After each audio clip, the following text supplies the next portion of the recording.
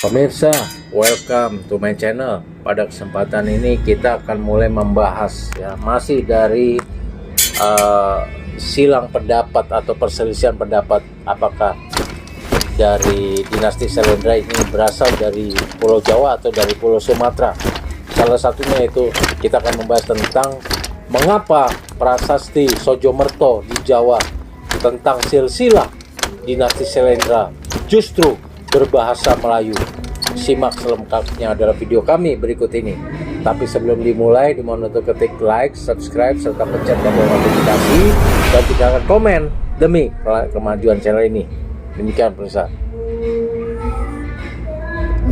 Seperti kita ketahui bahwa prasasti Sojomerto yang ada di Jawa itu melukiskan dengan detail yaitu silsilah dari dinasti Sailendra ya.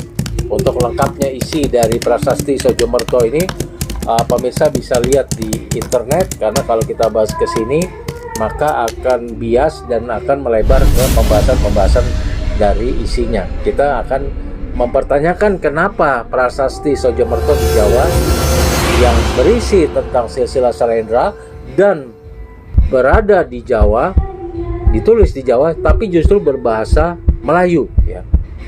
Ya. Kalaupun demikian, kenapa prasasti tertua Sojomerto yang ditulis tahun 680 Masehi atau tahun 680-an yang di dalamnya menyebutkan dan mengukuhkan Wangsa Sailendra atau dinasti Sailendra justru berbahasa Melayu kuno, seakan-akan Wangsa ini bukan asli dari tanah Jawa. Dan di prasasti ini juga tidak disebut-sebut soal dinasti Sanjaya ya. Ini kan aneh. Ini merupakan puzzle yang tak terjawab sampai sekarang. Ya, sama dengan puzzle kira-kira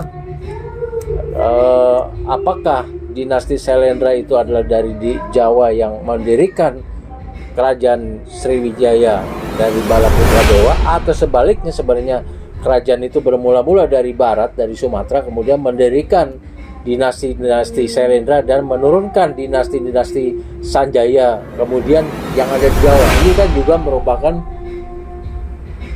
puzzle yang belum terjawab sampai sekarang ya. Jadi prasasti ini di tengah-tengah Pulau Jawa tetapi kok berbahasa Melayu kuno.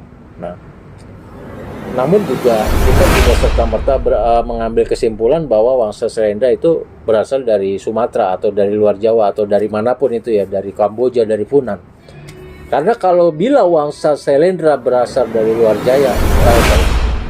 namun bila Wangsa Sailendra berasal dari luar Jawa, maka Raja Mataram kuno manakah yang berasal dari Trah ini? Dari Raja Mataram kuno mana yang berasal dari Trah Sailendra? Karena pada umumnya orang memahami bahwa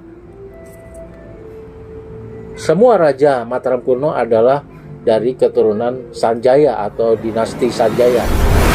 Pendiri pertama Mataram yang notabene adalah masih keturunan Jawa Sunda. Apakah di antara Raja Mataram kuno yang kita kenal selama ini justru ada beberapa Wangsa Sailendra yang bukan merupakan keturunan Sanjaya? Ya, kalau demikian, hipotesa lama soal adanya dua Wangsa yang saling bersaing di Mataram kuno, yaitu Wangsa Sailendra dan Wangsa Sanjaya, yang diusulkan oleh sejarawan terutama dari Van den Bosch kalau nggak salah, dan juga Profesor Slamet Mulyana, berarti hipotesa itu adalah benar adanya. Lalu kemudian kita bahas ya, bagaimana Wangsa Sailendra bisa memegang kekuasaan di Sriwijaya Empire. Walau ada beberapa yang berpendapat bahwa Wangsa ini melakukan penyerbuan ke Sriwijaya dan mengambil alih kekuasaan, namun untuk yang satu ini saya punya pendapat sendiri. Wangsa Sailendra mendapatkan tampuk kekuasaan di Sriwijaya ketika Raja Mataram kuno yang bernama Samaratungga menikahi Dewi Tara, putri dari Darmasetu, Maharaja Sriwijaya. Dalam hal ini jelas Samaratungga pastilah seorang berdarah Sailendra atau dinasti Sailendra. Walaupun sulit membayangkan bahwa Wangsa Sailendra melakukan penyerangan ke Sumatera untuk mendapatkan tahta di sana. Karena berasalkan dari dalam catatan-catatan prasasti, serangan-serangan yang dilaksanakan Jawa terhadap Sumatera biasanya berakhir dengan kegagalan. Ini telah dicatat dalam berbagai prasasti-prasasti yang ada.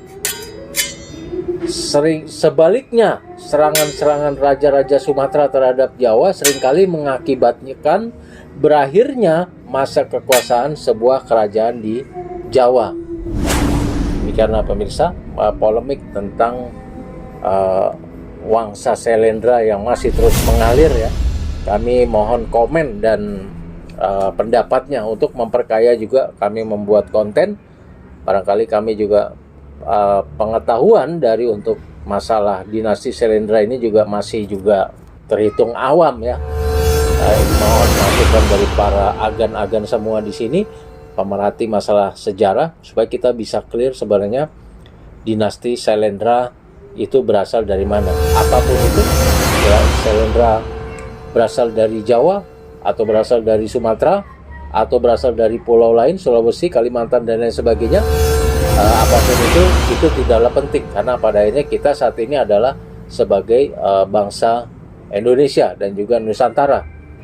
Dan yang kita tahu bahwa silsilah Syailendra ini, dinasti Syailendra ini merupakan dinasti terbesar yang pernah ada di Nusantara, yang menurunkan para maharaja-maharaja, para empire di Syailendra ini di Nusantara ya. Jadi dari mana asalnya tidak penting, yang penting dia Syailendra adalah orang asli Indonesia yang pernah membuktikan, menorehkan dalam catatan sejarah dengan tinta emas dan kebesarannya bahwa bangsa-bangsa di Nusantara juga pernah menjadi penguasa dunia ya.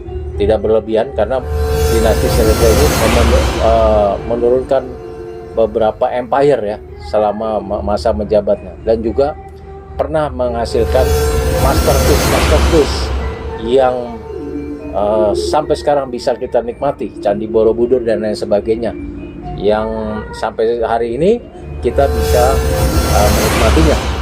Jadi tidaklah penting, tujuan admin di sini mencari asal usulnya ini dari Sumatera, dari Jawa, dari Kalimantan, atau dari mana tentang dinasti Syailendra ini, tidak lain dan tidak bukan untuk kesukuan ataupun bagaimana, tetapi untuk membuktikan kebesaran dinasti Syailendra dan perannya untuk Nusantara, khususnya untuk bangsa Indonesia di zamannya, yang mudah-mudahan bisa kita jadikan pelajaran di masa-masa yang akan datang demi kejayaan bangsa dan negara kita di masa-masa yang di masa depan lagi.